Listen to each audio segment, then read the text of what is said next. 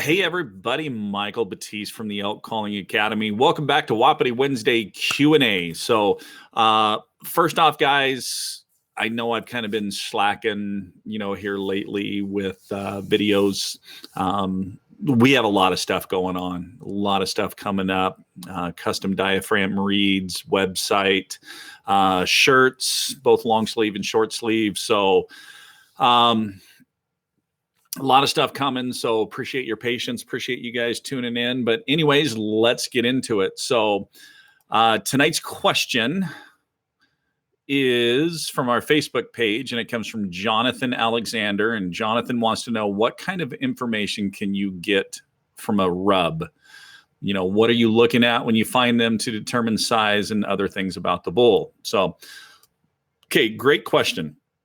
So first off, let's talk about reasons, bulls rub. First off, obviously, it's to rub the velvet off and get to a hard horn state. Other reasons they may rub is aggression, anger, a way to release some of that anger and frustration.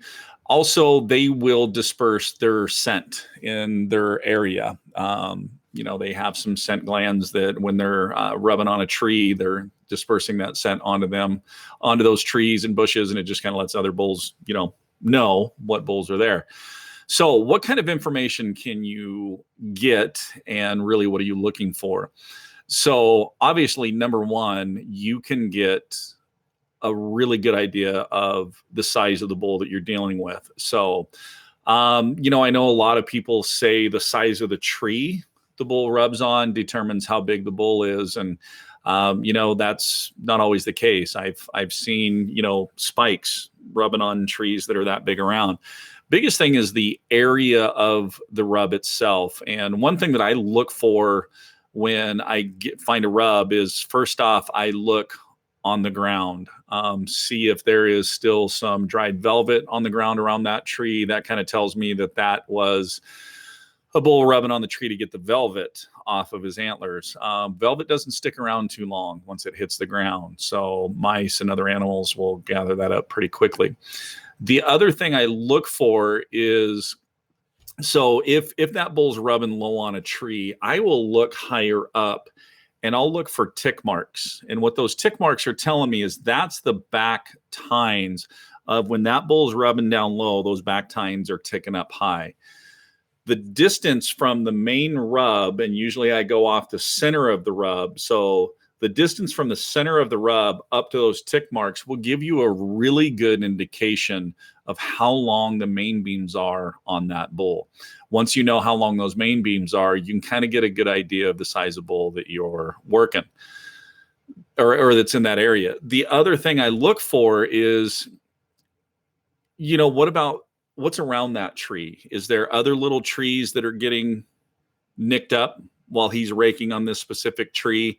Bushes, that kind of stuff. You can also gauge how long the main beam is from that distance too, because if he's sitting there rubbing on the inside of his antler and those tines are ticking small little saplings or other trees or even a bush on the backside of that tree, again, you can get a good idea of the main beam length on that bull. I've seen some rubs sometimes that I'm 6'2", and reaching my hand all the way up, I couldn't even reach to where the tick marks were. Or maybe you got to take your bow and kind of get it up there, but you can get a good idea of horn length, from those rubs. How fresh is the rub? If that tree is like a pine tree and it's leaking sap, you can take a look at that sap and see what condition is it.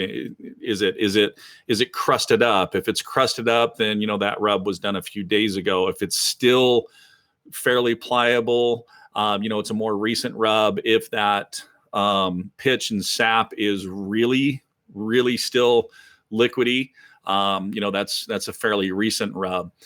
Once I find a rub, I'll actually kind of start looking around in that general area, because sometimes in travel routes, you can find this string of rubs that will tell you kind of the path that bull has taken, whether he's heading to his bedding area or he's heading to his feeding area. But you can find a rub line.